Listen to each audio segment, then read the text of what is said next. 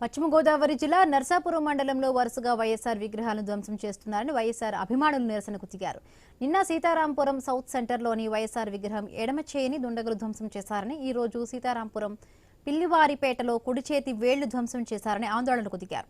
పోలీసులు కేసు నమోదు చేసి దుండగుల కోసం గాలిస్తున్నట్టుగా తెలిపారు.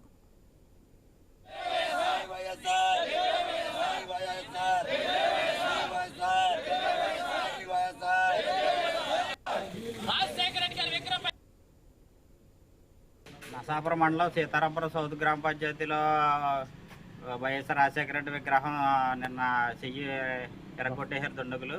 అలాగే పక్కన ఉన్న ఫ్లెక్సీని, జగన్మోహన్ రెడ్డి ఫ్లెక్సీని కూడా చింపేయడం జరిగింది.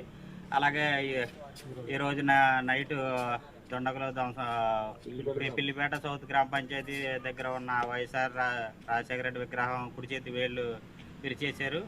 దీని వెంటనే తక్షణమే ప్రభుత్వం, పోలీసు వారు వెంటనే దుండగుల్ని వెంటనే అరెస్ట్ చేసి తగిన చర్యలు తీసుకోవాలని కోరుతున్నాం.